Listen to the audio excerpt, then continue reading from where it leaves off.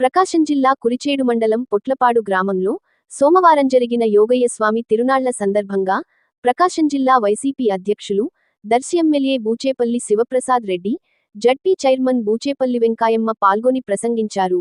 ఈ సందర్భంగా పొట్లపాడు వైసీపీ నాయకులు ఘనంగా స్వాగతం పలికారు.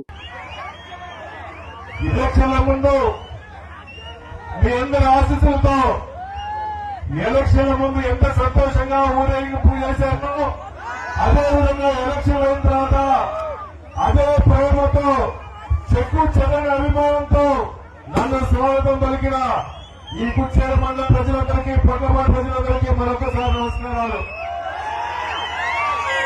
ఈ రాష్ట్రంలో ఎంతమంది ముఖ్యమంత్రులు వచ్చారో పోయారో, రాజశేఖర రెడ్డి గారి తర్వాత మాట తప్పని మరో తిప్పని మన జగన్మోహన్ గారు